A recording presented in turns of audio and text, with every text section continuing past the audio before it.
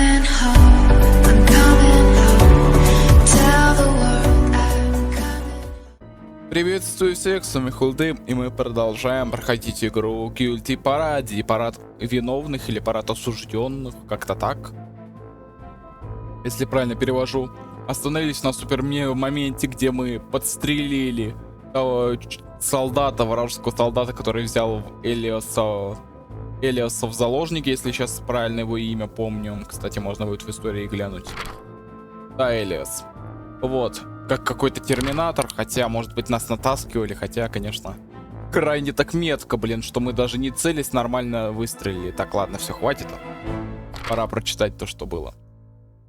Ну что ж, погнали. Было тяжело переносить молчаливые укоры Ганса, а чувствовать витавшие в воздухе невысказанные вслух вопросы Элиоса. Для них я еще более чушь, чем мертвое тело врага. Ну, блин, они поражаются твоей угрозе, так как бы они тебя оценивают как угрозу. Понятно. Мне сложно верить самому себе, а уж им, скорее всего, это и вовсе не по плечу. Оставим его здесь, нужно помочь остальным. Не лучше ли тебе пока остаться, снаружи слишком опасно? Элиос слегка поморщился.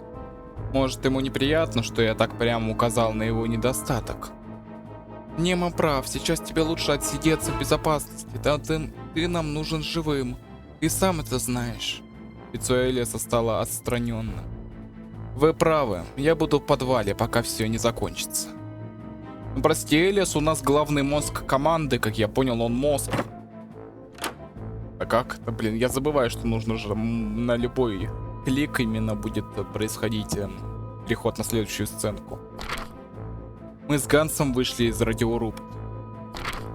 Картина, представшая передо мной, потрясла. Десятки невидящих глаз были устремлены в небо, а из-за залитой кровью одежды стало сложно разобрать, чьих солдат убито больше, кто побеждал. Прости, Элиса, Немо. Почему вдруг ты это говоришь? Если бы не его комплекс, всего этого бы не произошло. Я тебя не понимаю. Мне не совсем удобно про это говорить, только не рассказывай Элиосу то, что я тебе сейчас скажу, ладно? Конечно. Ну, Элиос очень страдает от своей слепоты. Он боится быть обузой, поэтому хочет сражаться наравне с нами. Он не ценит свой ум. Так из-за этого он первым бросился к радиорубке, а потом открыл двери, и на него напали. Да, он часто попадает в переделки. Я стараюсь быть поблизости, но не всегда поспеваю за ним. Только не думай о нем плохо. Он хороший, правда. Я не успел ответить, что даже не собирался менять свое мнение об Элиосе, как Ганс резко переменил тему. Все, наши должны быть у южной стены. А не у западной, как думал Элиос. Мы же слышали взрыв, скорее всего это произошло там. Слабо кивнув, Ганс вдруг подошел к одному из убитых и сел возле него. Судя по черной форме, это был кто-то из его товарищей. Ганс поджал губы и отвернулся. Не надо смотреть. И сделал шаг назад, и после короткой паузы мы побежали к западной стене.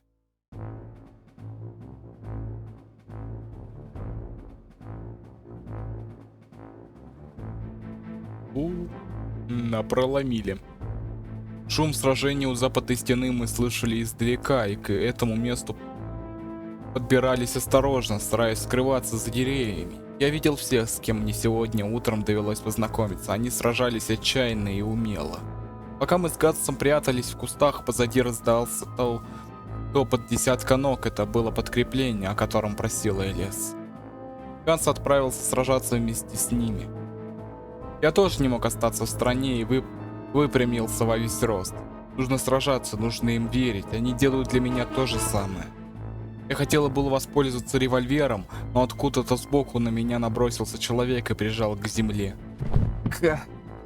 Он был весь измазан в грязи и практически рычал от испрящих его тело ран.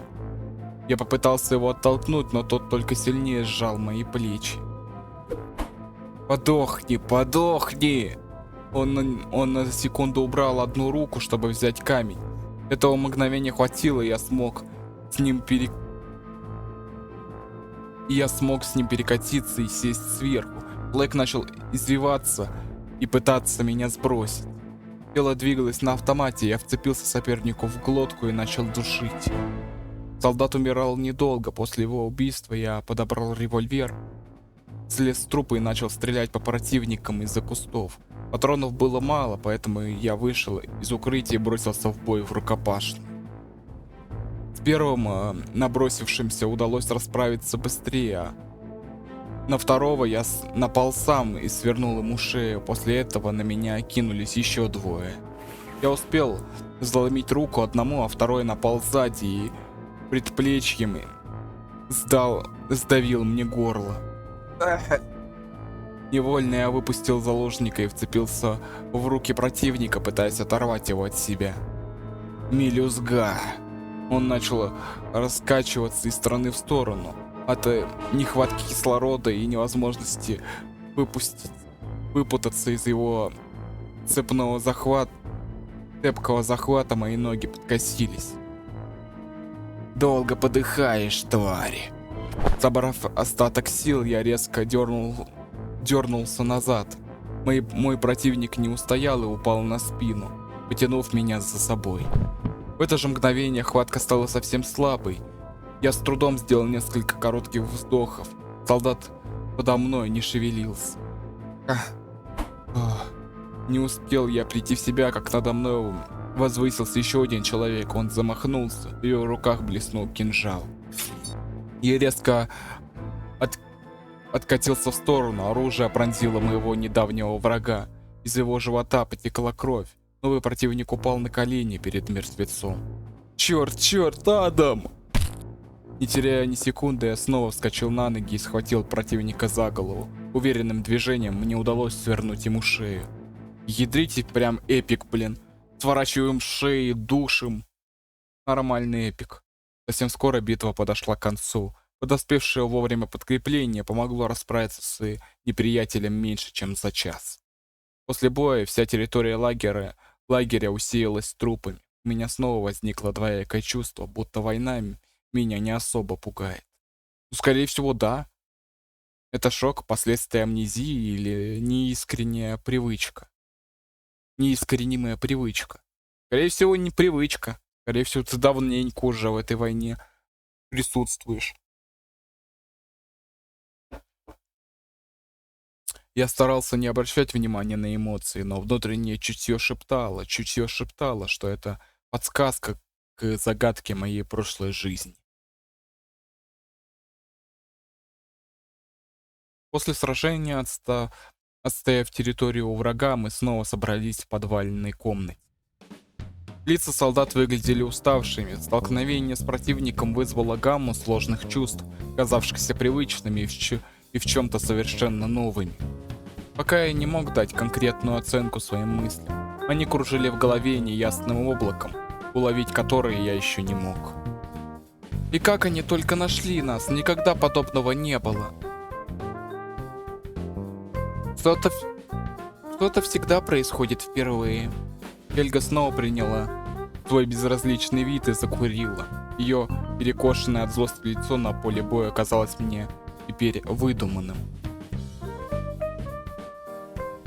«Не надо тут курить, запрещено же!» Хельга косо посмотрела на Оливера и специально выпустила изо рта клуб дыма. Игнорирование правил заставило другого вздохнуть и сделать обиженное лицо. «Элиас, в порядке? Куда он делся? Он вместе с командиром допрашивает оставшихся в живых врагов. Надеюсь, те получат по заслугам». Не очень не кстати вспомнился свой допрос. А что с ними делают после этого? Может, наш новичок хочет к ним присоединиться? Среди тех людишек нет твоих знакомых? Яков, перестань. Ты же знаешь, что он на нашей стороне. Дорис. Я не видел еще ни одного доказательства, что он думает так же. Верно, Немо? Не хочешь снова оказаться в той комнате? Я смог бы допросить тебя один и наверняка добился бы больших успехов. Неужто ты изобрел сыворотку правды? Яков нахмурился. Я знаю ее рецепт, но у меня пока еще нет нужных ингредиентов. Может, это потому, что их и в природе не существует? Существует, просто твой мир слишком ограничен возможностями твоего сознания.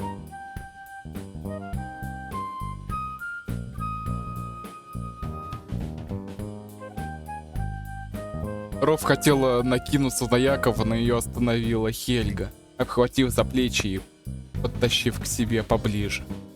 Ты можешь не обращать внимания. Ты можешь не обращать внимания, а? Я устала, как собака.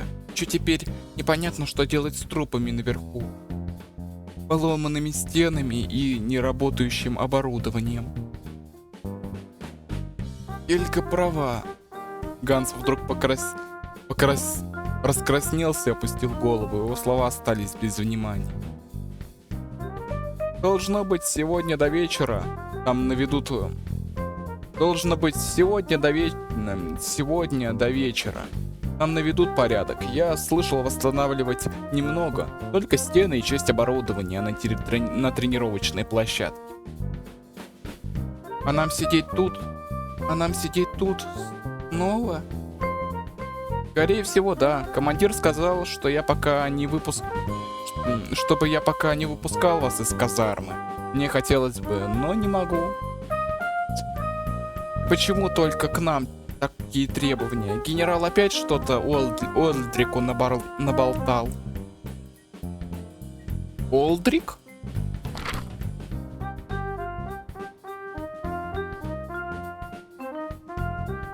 Подожди, Олдрик это не Вагнер? Олдрик Вагнер? Или это типа другой чувак? Руф уткнулась Хельге в грудь и обхватила ее руками. Дорогая, я же просил тебя быть снисходительнее к командиру. Да что ж такое? Я опять пропустил.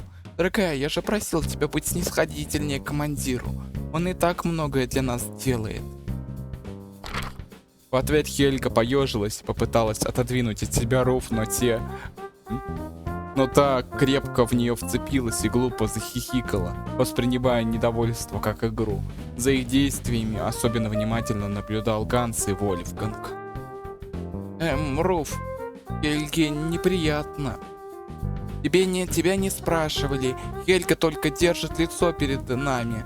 А наедине со мной она ведет себя совсем по-другому. Правда, милая? Я с удивлением смотрел на них, смотрел на их непростые взаимоотношения.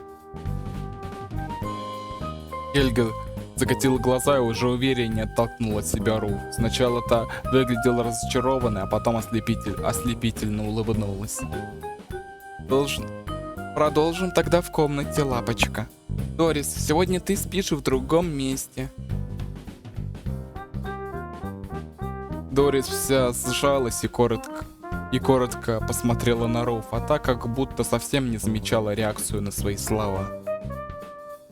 И как ты только с ними живешь? Нормально. Хельга умеет осаждать Руф.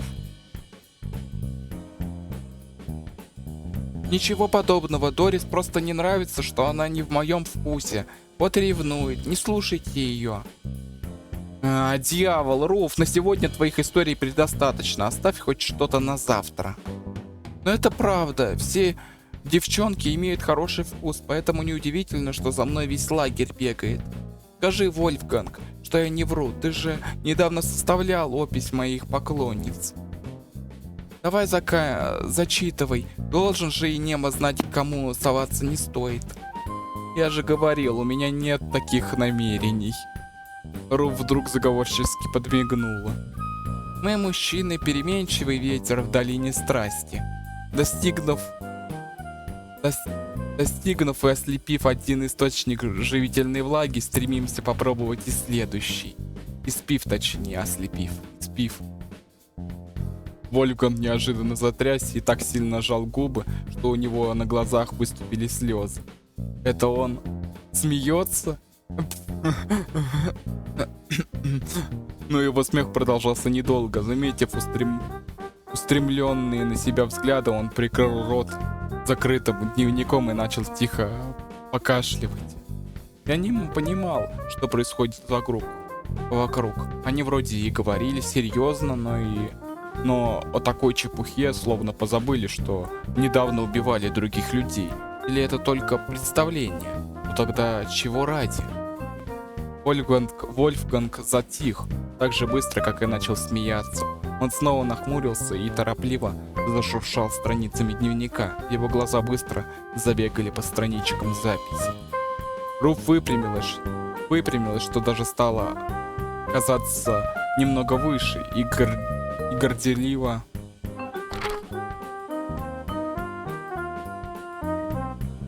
горделиво выставила грудь вперед. Заголовок. Нет, стой, заголовок не считай.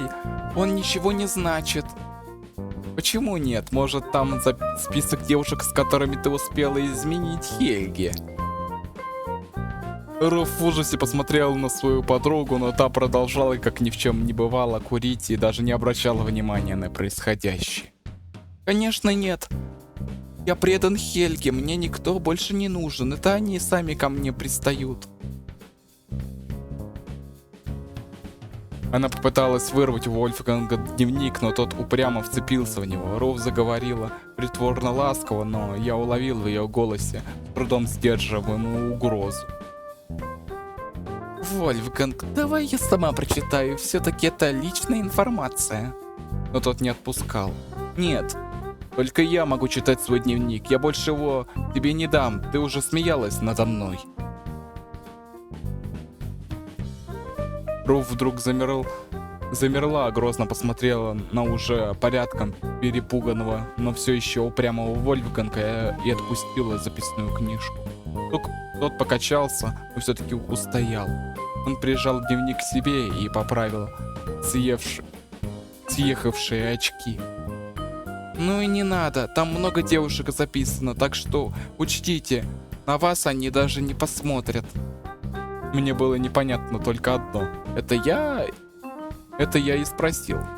А зачем тебе список девушек в дневнике Вольфганга? Руф удивленно подняла одну бровь, обошла стол и облокотилась на левую руку. Весь ее вид показывал превосходство, словно опытный мужчина, покровитель десятков женских сердец, покоритель десятков женских сердец, говорил с робким юношей. Понимаешь, Нема, иногда кажется, что девушек слишком много. Так много, что их сложно запомнить. Я же не буду показывать этим красоткам, что не помню их.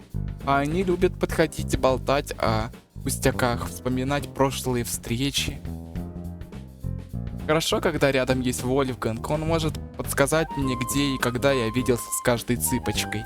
Удобно, не находишь? Но у нас в лагере не так много девушек, особенно таких красивых, как Хельга. Так, продолжаем. Я немножко... Наконец-то можно нормально продолжить. Надеюсь, все нормально слышно. Вот так чутка подуменьшу, вот так. Продолжаем. Дайте-ка запью немножко. У меня в горле пересохло, пока я ждал. Ну что ж, продолжаем. Как же надоели твои рассказы, Руф. Ты думаешь, Нема тебе поверит? Думаешь, мы в это верим? Кажись, кого-то поймали на лжи. Руф выпрямилась и раскраснелась. Конечно, верит, я не изменяю тебе.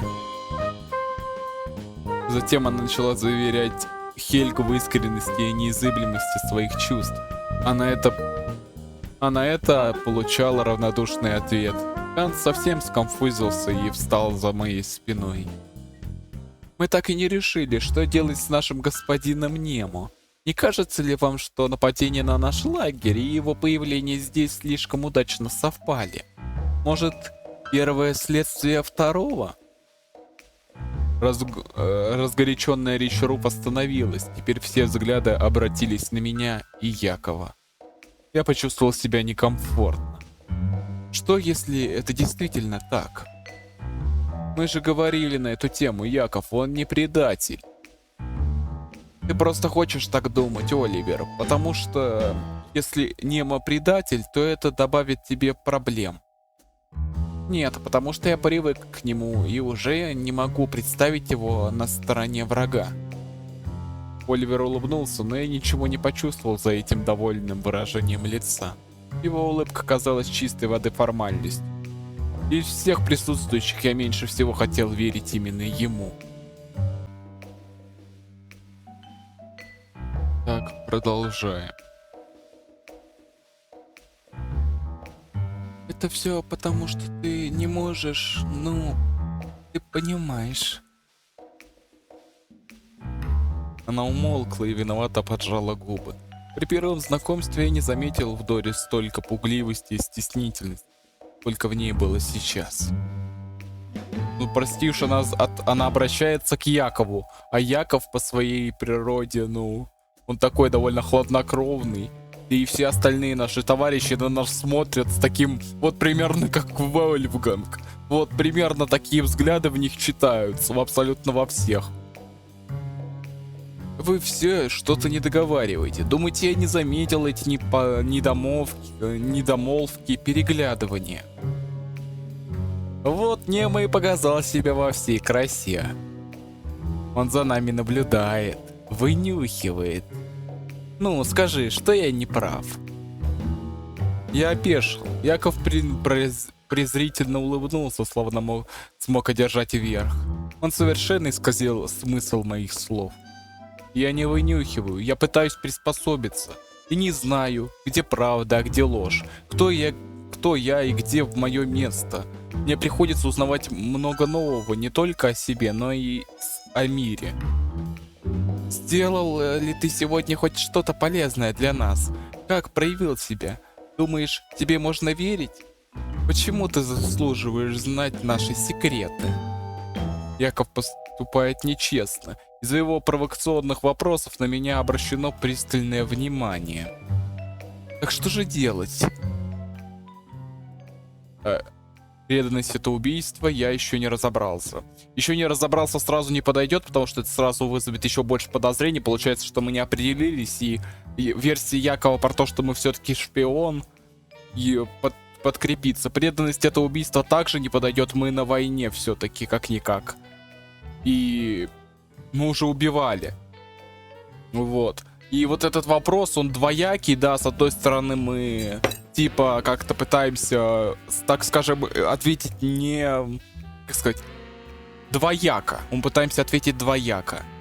А тут я сражался с вами, у нас, кстати говоря, еще и был момент с пистолетом. Мы буквально спасли Элиоса от того, чтобы его пристрелили и задушили.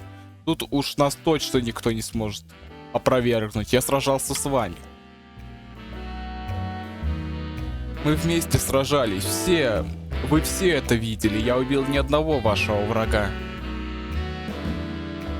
Яков отвернулся и отошел к столу. Некоторое время он стоял ко мне спиной, а когда развернулся, то вытянул руки вперед. Ты мне кажется, кое-что задолжал. Он поочередно зашевелил пальцами, нетерпеливо ожидая свою вещицу. Будь у меня, я бы сейчас с радостью этот пистолет на тебя направил. Уж прости, что чисто так.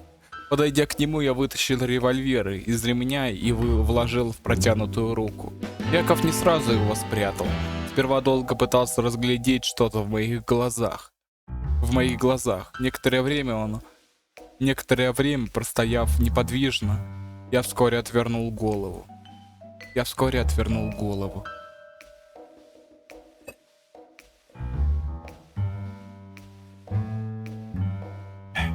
Подождите, извиняюсь.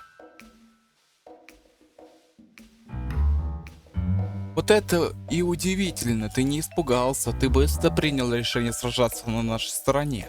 Почему? Во-первых, тут опять-таки предъява Якова легко опровергается. Я теперь один из вас, разве у меня был выбор? Кстати говоря, вот тебе и ответик.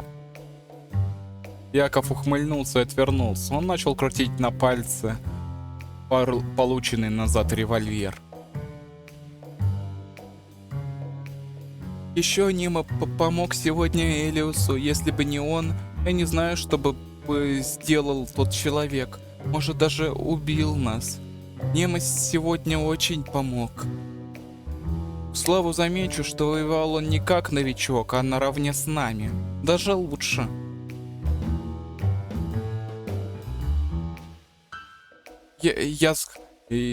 Я скажу, у меня еще записано, что он яростно сражался с приверженцами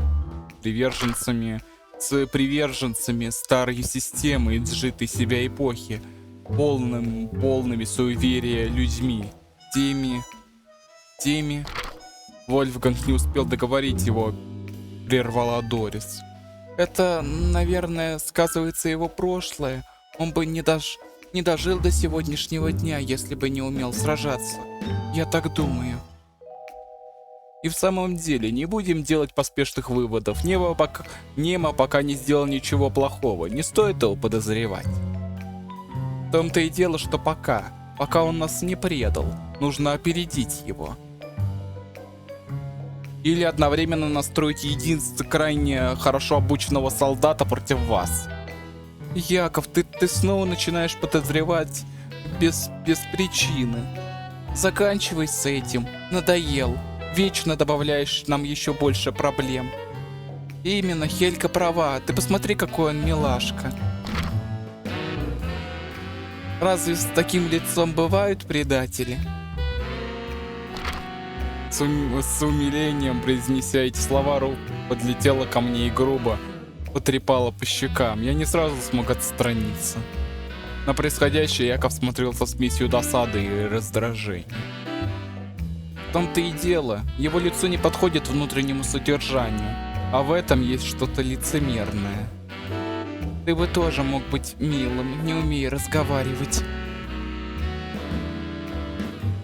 Пересекая возникшую снова ссору, Оливер громко хлопнул в ладоши. Ну-ну, не надо спорить. Пойдемте сейчас все наверх, хорошенько отдохнем. Нам вскоре присоединятся Элиас, и он расскажет, что удалось выяснить во время допроса. Ну и выводы сделаем. Наконец-то. Хельга с отрешением сделала последнюю затяжку, потушив окурок, зажав в кулаке, и бросила себе под ноги. Нормальная такая железная леди, ё-моё. Она вышла из комнаты, а Руф бросилась следом. Стоило им только исчезнуть за дверью, как Ганс ринулся к окурку. Он осторожно поднял его двумя руками, пару секунд зачарованно рассматривал, а потом положил себе в карман. Блин, Ганс Яндера, или Янгири какой-то. Никто, кроме меня, не обратил внимания на его странные действия. Ну, тут отчасти все-таки Яков оказался прав. У нас, правда, очень хорошая память, что мы подмечаем каждую деталь. Оливер подождал, пока мы вдвоем выйдем из помещения, и закрыл за нами дверь. Никто больше не проронил ни слова, а я и сам не спешил открывать рот. Хорошо, что мне поверили. Их доверие играет ключевую роль в моей судьбе. Я чувствовал, что только с помощью их смогу узнать правду о себе и неизвестных пока секретах мира. Но и они отчасти будут играть важную роль в борьбе с чертовым Вагнером. Чертовым Вагнером, который нами вертит как хочет, просто потому что мы ни хрена не осознаем. В столовой мы оказались только к вечеру, и до этого помогали восстанавливать стены лагеря, чистили одежду и мылись. Совместное дело не способствовало сокращению дистанции между мной и солдатами отряда. Я все еще чувствовал себя чужим. Однако будущее уже не казалось пугающим. Я намеревался исполнить обещание, данное командиру. Меня еще не отвергли. А пока только присматривались. Ой, вот он этот торт. Когда мы зашли в столовую, мой взгляд наткнулся на ужасный торт, за приготовлением которого я застал Дорис. Неужели нам это придется съесть? У меня для вас сюрприз. Самый необычный, самый оригинальный торт на свете. Она направила обе руки в сторону своего творения. Заглядение, верно? А Омин помог мне не допустить страшную ошибку. Дорис весело подмигнула, а я быстро оглядел совравшихся, чувствуя себя виноватым в рождении этого необычного блюда. Ну и сколько это будет продолжаться? Мы же не раз говорили, что твою еду не едим. Это другая, она особенная и не такая, как все предыдущие. В подтверждение своих слов Дорис энергично закивала и начала пятиться назад по направлению к своему блюду. Опять эти чудачества. Все нехотя расселись по скамейкам за стол. А где Элиас? Он все еще на допросе? Да, обычно допрос дело не скорое. Дорис вместе с Гансом разносили угощения. Мне очень не кстати вспомнилось, как она голыми руками пыталась вытащить горошину из-под торта. Сказать что-то вслух я не решился. Через минуту, виновато вздыхая, Ганс поставил тарелку передо мной. Я опустил взгляд на блюдо, то самое месиво из мяса и переваренных овощей, сдобренное щедрой порцией сырых яиц, вблизи выглядело еще хуже. Следующая порция досталась Якову, сидящему справа от меня, в черной маске. Я заметил, как довольно сощурились его глаза, когда он увидел мою реакцию. Приятного аппетита. Тебе тоже. Ты есть это будешь? Хочешь, угощу тебя? Я не ем еду, если она приготовлена не мной. Нет, пожалуй, я не особо голоден. А ты себе сам готовишь? Вместо Якова мне ответила Руф, которая сидела с Хельгой напротив.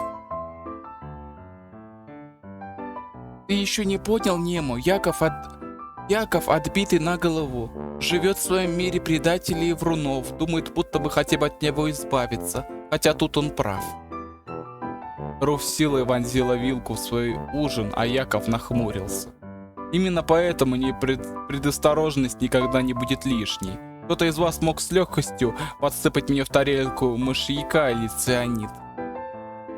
Ладно, если с мышьяком, а где они цианид возьмут, Шерлок? Вообще-то еду раскладывают из общей тарелки. Кстати говоря, да. Но та порция, что досталась мне, была взята с определенной стороны. Кто-то мог заранее подсыпать туда яд и обставить дело, будто моя смерть случайность. Ты видел, Немо, кто принес эту тарелку? Кажется, Ганс.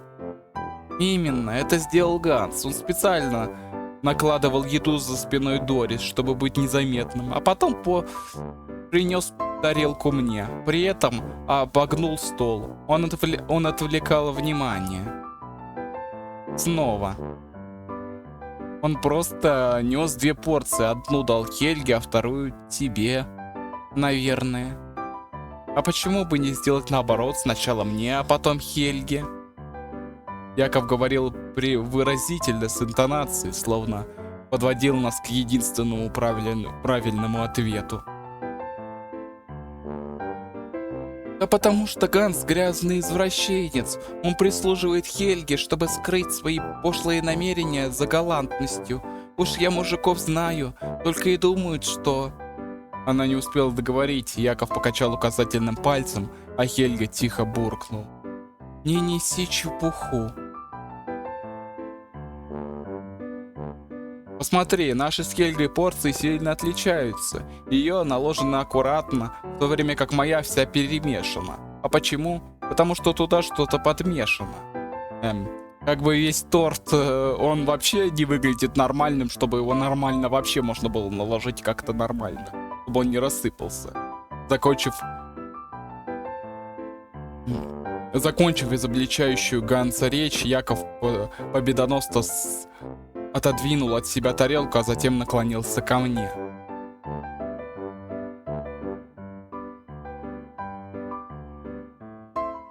Хочешь, расскажу все с самого начала? Как у Ганса появилась эта идея, почему он решил отравить именно меня и как все пытался опоставить. Кстати говоря, это выгодно. Кстати говоря, тут есть зерна правды. Я буду... Он 100%, да. Я долгую секунду смотрел в его черные глаза, а потом отодвинулся. Думаю, не стоит. Хотя, честно говоря, это было бы выгодно. Он мог бы проболтаться хоть о чем-то, хотя бы о каких-то взаимоотношениях. Конечно, зная, какой он скрытный, он 100% бы все учел, ну да ладно. Так, секундочку. Ну что ж, пора подводить итоги, дамы и господа. А то видеоролик и так выходит слишком длинным. Надеюсь, вам понравилось. Интересно, что будет дальше, вот за этим нашим застольем. Будет интересно узнать что-то интересное. Ну да ладно. Неплохой у нас вышел пока что день. Нам удалось все-таки как-то хоть немножко увеличить свое доверие среди отряда. Хоть, конечно, они до сих пор на нас смотрят как на какого-то чужеродного человека. Но хотя бы у них нет причин нас выгонять. Ой, извиняюсь. Ой. Прошу прощения за некоторую скомканность видеоролика. Некоторые события, прям во время записи кое-какие события произошли и до сих пор происходят. И нам как-то прям сосредоточиться тяжеловато, сильно нервничаю. Ставьте лайки или дизлайки, пишите комментарии, обсуждайте игру, только, пожалуйста, не спойлерите. Там недавно вышел 4-й эпизод, если я ничего не путаю, а это крайне интересно, я не очень хочу нахвататься спойлеров.